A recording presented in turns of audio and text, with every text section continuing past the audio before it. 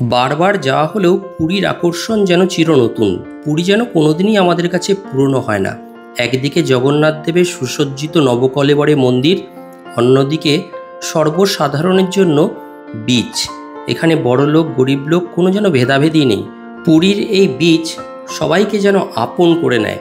জগদীশ্বর জগন্নাথ দেব আর পুরীর এই রঙিন সমুদ্র তট যেন অদ্ভুত এক আনন্দের মিশেল। একঘেয়েমি রোজকার জীবনের ব্যস্ততা থেকে দূরে পালিয়ে যাওয়ার এক ছোট্ট ঠিকানা। পুরীর এই জায়গাগুলি ঘুরেও অনেকে চলে যান ভুবনেশ্বর। সেখানে দেখেন আরেক বিখ্যাত মন্দির, লিঙ্গরাজ মন্দির। এছাড়াও অনেকে নন্দনকানন, আশেপাশের ধওলাগিরি, উদয়গিরি, খণ্ডগিরি, এগুলো তো আছেই।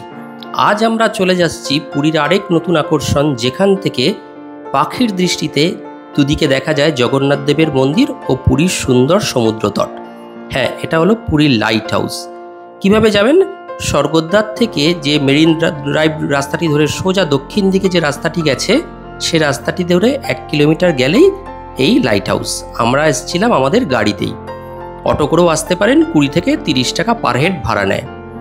ভারতীয়দের জন্য এর এন্ট্রি ফি, অ্যাডাল্টদের জন্য 10 টাকা আর বাচ্চাদের 3 টাকা। ফরেন ন্যাশনালদের জন্য 25 টাকা, ভিডিওগ্রাফির জন্য 25 টাকা। ভেতরটা অসম্ভব সুন্দর করে সাজানো। বাচ্চাদের সময় কাটানোর জন্য, মনোরঞ্জনের জন্য স্লিপার, দোলনা, বসার জায়গা ইত্যাদি তো আছেই। কামান টামান দিয়ে খুব সুন্দর করে সাজানো লাইট হাউসের সামনেটা। হয়তো উপকূলরক্ষী বাহিনীর তরফ থেকে এই কামান টামানগুলো দিয়ে সাজানো হয়েছে। ভেতরে সুন্দর শৌচালয় ও রেস্ট নেওয়ার ব্যবস্থাও আছে। আমরাও গিয়ে গুটি গুটি পায়ে টিকিট কেটে লাইট হাউসে ওঠার প্রস্তুতি নিলাম। ইতিমধ্যে আমার ছোট ছেলে একটুখানি স্লিপ ক্লিপও খেয়ে নিয়েছে, দোলনায়ও চড়ে নিল সে। আর এই হচ্ছে লাইট হাউসে ওঠার বা বাতিঘরে ওঠার সিঁড়িপথ। 112খানা স্পাইরাল পেঁচানো সিঁড়ি বেয়ে আপনাকে ওপরে উঠতে হবে। ওপরে ওঠার সিঁড়িগুলি খুব সুন্দর করে মোজাইক করা, পাশে খুব সুন্দর রেলিং করে দেওয়া আছে। বয়স্ক লোক যারা হাঁটুর সমস্যায় ভুগছেন তারা একটু সাবধানে উঠবেন, না হলে মোটামুটি একটু দম নিয়ে থেমে থেমে ওঠাই যায়। এই তলা থেকে ভিউ, যে উঠছেন আপনি স্পাইরাল পথটাবে, তার ভিউ।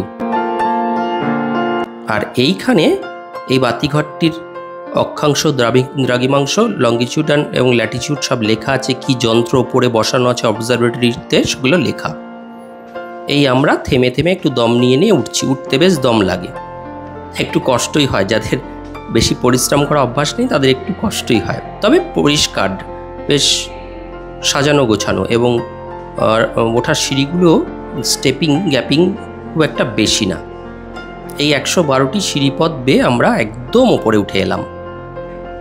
এইটা দিয়ে, এই দরজা দিয়ে বেরোলেই লাইট হাউসের যে রেলিংটা, সেখানে পৌঁছানো যায়। আর বেরিয়ে তো আমি পুরোই অবাক। কি দেখলাম! ওহ, দিগন্ত বিস্তৃত সমুদ্রের জলরাশি। এত উঁচু থেকে না উঠলে এই বার্ডস আই ভিউ তো আপনি দেখতেই পাবেন না।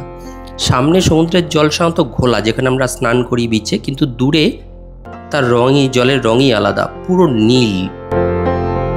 দূর থেকে আপনার অসাধারণ লাগবে, দিগন্ত রেখাটা অসাধারণ লাগবে। আর এই তলায় মেরিন ড্রাইভ, আর এই হচ্ছে পুরী শহর। সমস্ত পুরী শহরই হোটেলে ভর্তি। আর ওই হচ্ছে জগন্নাথ দেবের মন্দির। এইগুলো পুরী শহরের হোটেল, হোটেল আর হোটেল। কত হোটেল যে আছে তার কোনো ইয়াত্তা নেই। ওই একদিকে জগন্নাথ দেব, অপরদিকে পুরী শহর, আর একদিকে বিস্তৃত সমুদ্র সৈকত। আর ওপরে আছে প্রবল হাওয়া। এসি লাগবে না, এই হাওয়া খেয়েই আপনার মন ভরে যাবে। সম্পূর্ণ বিশুদ্ধ বাতাস। যারাই বাতিঘরে উঠেছে তারাই নিজেদের সেলফি তুলতে ব্যস্ত। প্রিয়জনকে কেউ আর ভিডিও কলে ওপরের থেকে দৃশ্যরাজিও দেখাচ্ছে।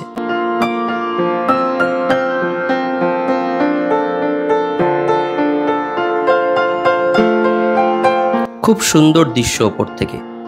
দিগন্ত বিস্তৃত শুধু নীল জলরাশি। ওই জলের মধ্যে স্পিড বোট, কিছু ওয়াটার স্পোর্টসেরও ব্যবস্থা হয়েছে দেখলাম। সমুদ্রে আগে তো যেমন উটে চড়া, ঘোড়ায় চড়া, এগুলো ছিলই। এখন কিছু স্পোর্টস কার বেরিয়েছে দেখলাম। বাচ্চারাও চড়তে পারে, বড়রাও চড়তে পারে।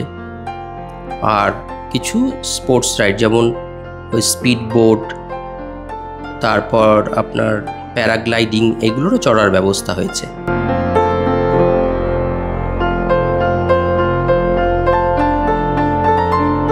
এইসব দেখতে দেখতে সামনেই দেখি প্যারাগ্লাইডিংয়ের একটি প্যারাগ্লাইডার কেউ রাইড করে তটে নামছে। খুব সুন্দর লাগছিল দেখতে।